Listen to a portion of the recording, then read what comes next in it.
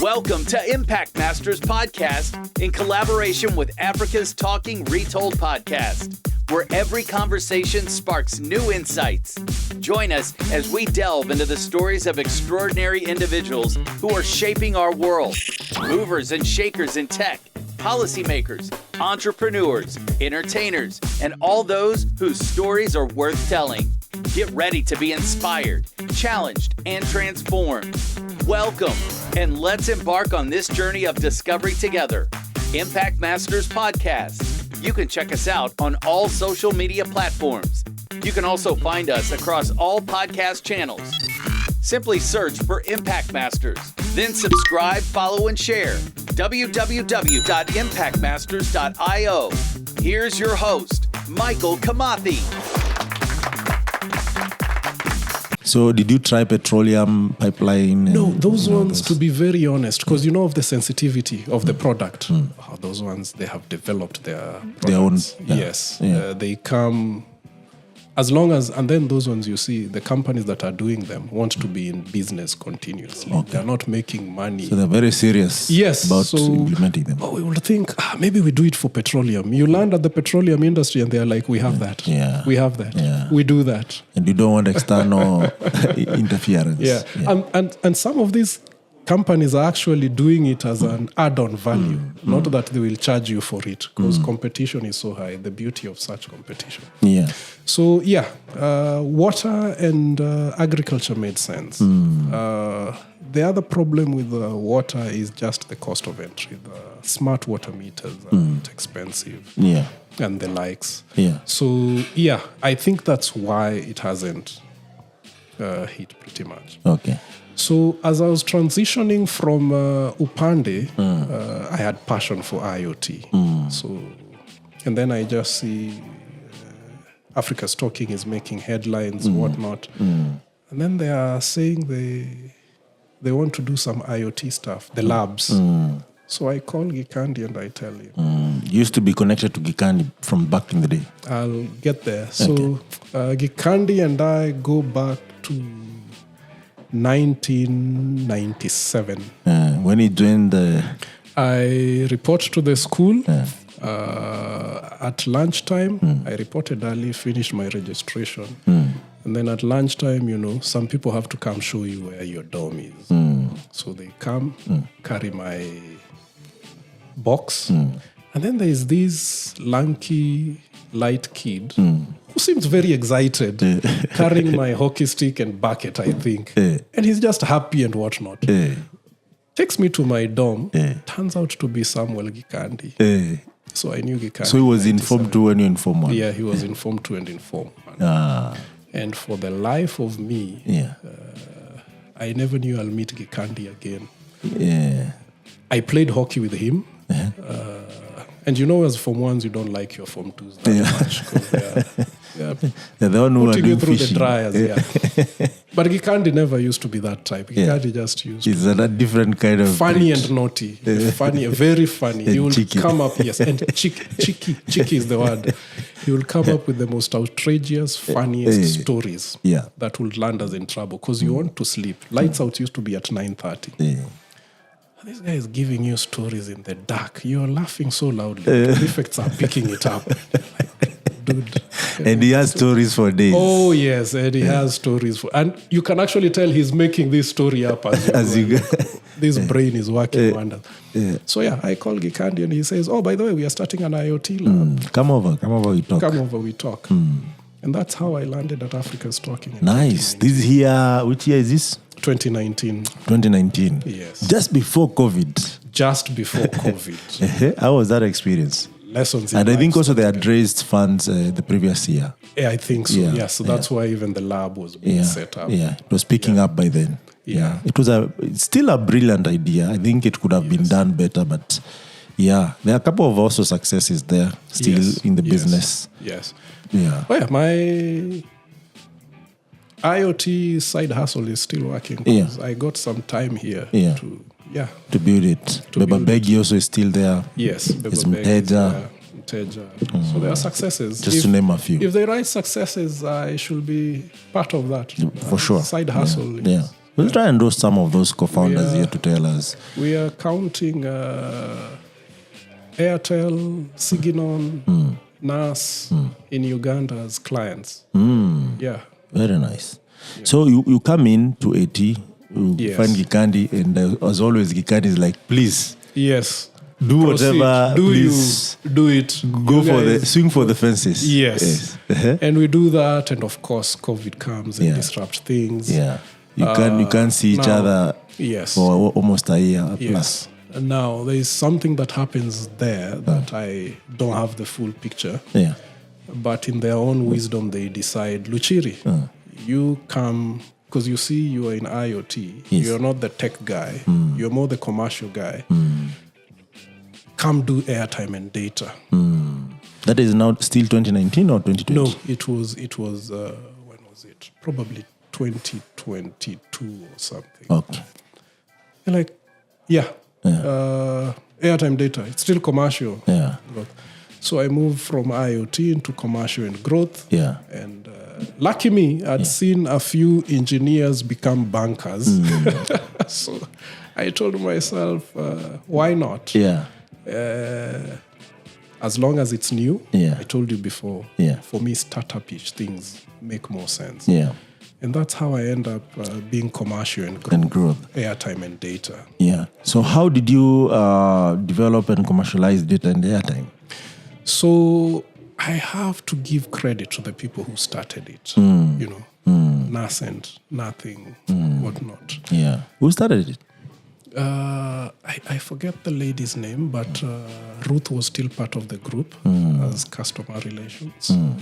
I forget the lady's name. Moema or? No. I'll let you know. They left the company though? Yeah, okay. They left. Okay. So I join in, and we are in COVID times, and if there's something I'd learned from my own side hustle, is, that's not the time to start saying, oh, the world is coming down. That's actually the time to plant to panic. A seed. Yeah, that's the time to plant a seed and just let it there. Yeah. Because that's the period when, for the IoT side of things, I marketed and did sales like nobody's business. Yeah. And true to form, when things improved, when you're doing marketing and sales, when things improve, guys are like, oh, this guy was here. Yes. And you have also taken the time to go through iterations on what works, how to sell. Do you know, at a certain point, I just told the team, we are plumbers. Forget this whole smart blah, blah, blah nonsense. Let's just say we are plumbers selling a very advanced meter. Yeah. This is just a simple temp humidity sensor, and this is what it does. Yeah. Simplify it. Simplify. Yeah, that's the thing. Yes. Simplify the language. Make it make sense to the common person. So on the data and airtime side, it all became about making the operations much easier and smooth, especially for the clients. Yeah. Because I'd already learned that word of mouth works better. Yeah. And sometimes for people to make a decision, it's about how they are treated. Because that's how I also, before I was AT, I was a consumer of AT products. Okay. And these SMS, USSD or? SMS. Okay. And I used to give Mary Claire hell. Why aren't my SMSs going? What's wrong? Sometimes the problems will be on my side. But, you want to point fingers. I know how to take people through hell. Yeah. So I wouldn't want anybody doing that for me. Yeah. So one of the things was actually just making sure that the operational side of things are working. Systems are working. Systems are efficient. Clients are well taken care of. Yeah. And that made a ton of difference. I didn't know what I was picking up. But when we joined, we were doing, what was it? $300 USD per month. We are currently... A team of? We are a team of... Then we were around 5 or 4. So the product was pretty new then? It was pretty new. It was pretty young. And just only in Kenya or Kenya, Uganda, Tanzania? It was almost everywhere, but majorly 90% of it was in Kenya. Yeah. Okay. So yeah. And even the rest of the team was still in Kenya? Yes. Okay. Yes, the rest of the team was still in Kenya. Yeah. So at some point, some of the changes we were trying to implement or implementing is, especially in these hubs, big hubs, big brother rivalry, or whatever they call it, something contest. Yeah. The Nigerians, the South Africans, the Egyptians, Kenyans. Yeah. You just don't show up at their door and say, I want to run a business here. So I used to insist that the Nigerian team handle the Nigerians. The product. The Rwandan team handled the clients. It's never nice that I'm calling about my product in Kenya and somebody in Nigeria is answering. I'm like, isn't there a Kenyan who can do this? There's that. There's that. Yeah. We cannot run away from it. Yeah. And that's Africa, actually. Yeah, if you think about it. That's the it. culture. I know there are some countries who will say, "Oh yeah, I was talking to a Kenyan. It's nice." But when you go to the major hubs, they'll be like, I want to speak Arabic. Is there no even Nigerian in Kenya, who if you don't speak a little bit of Sheng, people will be like, "Come on, you sound foreign." You sound foreign. Why am I dealing with a Nigerian? Yeah. So it's. So were you able to really structure that really nicely? Yeah, and I think 2022 was like one of those years when we picked pretty well. Yeah. 60% growth. Yeah. Just from that. Yeah. Making sure operations. And I know there's someone who has had Airtime and data today for the first time. Yes. Please indulge us. What is that? Yeah. Oh, yeah. So we are actually reselling. We are what we are called PRSP. We are reselling Airtime, not data. We are reselling Airtime in bulk at a discount. Yes. If you directly bought Airtime at 100 shillings, that's what you get. But for those who buy from us in bulk, we give them a discount. It's like any other business. We buy in bulk from Safaricom or Airtel or any telco. Or any telco. They give us a discount. We pass the same to our clients. Yeah. But there's also a catch. What catch? For the developers. So there's those who will come. They still want to buy in bulk, but now they will build a solution around it to also resell or even distribute it at scale. And you have seen a couple of those, which have also amplified that initiative of reselling. Yes. Would you like to talk a bit about that? Our clients are actually resellers and the NGOs who are distributing either for special work or corporates even. Yeah. But we have seen guys who come to us, add some value by building or tapping on our API, and they become resellers. And some of them have grown as so much as to become suppliers again. Yeah. So it has gone full circle. It goes full circle. Yeah. And what are notable, changes that this solution has brought in Africa through Africa Stocking? Because I believe there are people who always went to telco to buy airtime. The organization actually even didn't know where to buy this airtime. The beauty about it and with our API is the ease of how to get it. And then, just the ease is one of it. Because I might not talk too much about the resellers, because I know for that one, it's purely business. Yes. And if I'm giving you, if I give you a discount, it makes sense. I'll also want to buy something at a discount, especially in these tough economic times. Yeah. For the other clients, it's more about the convenience. You have 1,000 people out there. How do you get them their data in good time or airtime? So the APIs have really helped a lot. Yeah. You don't even have to think about it. You just deposit your cash and you start consuming almost immediately. Yes. And for our APIs, it can work anywhere in Africa. So if you're running and beyond. Yes, and beyond. Yeah. So if you're running a global company distributing or selling airtime, then it just becomes easier. Deposit and then talk to us. If you want to go across countries, of course, we need to talk about the denomination to use here. But that's what you do. Deposit your cash and start consuming, which it might sound simple, but to make it simple took quite a few brains, and it solves quite a very big problem. Yes. Yeah, a headache. Let me say a very big headache. Yes. Yeah. And some of the use cases are quite interesting. You know, do you have some of these whereby even people use airtime currency, gifts? Yeah, of course. Yeah. Currency, gifts, rewards, data as well, though we're not reselling. You know, you've bought fuel. You get your data instantly, which is a better, if you asked me. Sometimes, you know, you go somewhere and you're told, register for hour and then collect. Yeah.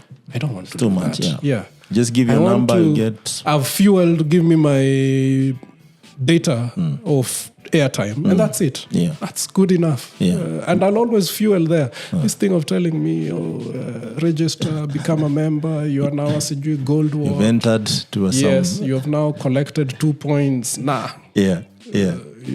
We are Gen Z, microwave. Yeah. Buy, get data, get airtime. Yeah. In an instant. Yeah. Yeah. So, and this airtime and data has grown, I cannot even call it 1,000 folds since you guys, broke it 2-3 years ago. Yeah. And it has also scaled really well. What are the plans for then, maybe next few? So, at my level, I'm looking at two things. Yeah.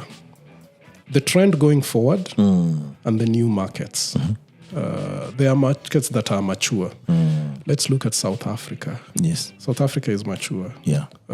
We are not there bigly. But if we wanted to grow there, what do we do? Yes. Nigeria, the same thing. Yeah. 200 million people. Yes. Yeah. How do we get there? Yeah. Not that we are not there. We are there, but it can just be as big as Kenya is. Kenya, what is the trend for this product 2-3 years down the line? You need to look at that. And you see where you are and how you're going to sustain your growth going forward. Yeah. Yeah. Especially the data, because also people are buying airtime for buying data, not to like call the traditional way. Yes. Given the disruption of WhatsApp, Telegram, Facebook Messenger, is now Meet. So that's actually what I'm saying. I'm looking at it because we know the trends from past and where it's going. Yeah. We know the players and what is happening. So that's why I'm saying in countries like Kenya, you need to look 2-3 years. Where is this thing going? And where are your opportunities in other countries and what you need to do to grow them. So as you've mentioned, actually, data is going to be big. I think the telcos are still skimming the cream. But just like airtime, they'll have to open it up also. Yeah. I mean, Africa's Talking is known for developer community. Yes. And, student is a big proponent or key players in this. Student will always be. For data and airtime, is there notable things that you have done to address and even on board some of these? Yes, we have tried through you, as you know the story. It's something that we'll keep pushing. Yeah. If I went into it, I think I'll either be disrupting the market. Status quo. Not the status quo. It's not about the status quo. It's either telling too much when it's too early or telling what's not supposed to on a podcast. Yeah. But when we were starting this and we talked about how to target students, the younger people earlier, how to look at the market and just be careful. You're always aware of who your next competitor is. Absolutely. Or how to get to that market. And the things we have discussed about aimed at doing that. Yes. So continue with the hackathons on airtime and data. Slowly, something will crack. Absolutely. I mean, the market is, and this is something actually that is very interesting with the modern world. The market is enough for everyone. Actually, more than everyone. As somebody told me, there's a saying that ng'ombe ng'ombe hazimaliziani nyasi. True. Yeah. So and of course we'll continue with the initiatives. In terms of data and airtime, amongst other products. Yes. And for those who are listening to this, there are a couple of other APIs coming up, which will actually complement and leverage on data and airtime. Yeah. We should try our airtime. We're also growing quite big on data. Yes. Probably soon we might start reselling data. Yeah, that would be a game changer. Yeah. We've been doing it. We've been trying it. Special arrangements, but opening it up. We needed to open it up, and we are pushing where I'll be your first customer, man. We are pushing where we are. I'm pretty sure. So for the developers out there, watch out for it, because I'm sure Gen Zs are probably spending more on. And you saw what happened with this Occupy thing. People could not access some of the networks. Yes. The problem here, or the challenge, has it been the telcos and how they package data, or is it? Let me put the blame right squarely on them. Yeah. As I mentioned earlier, I guess they're not innovating fast.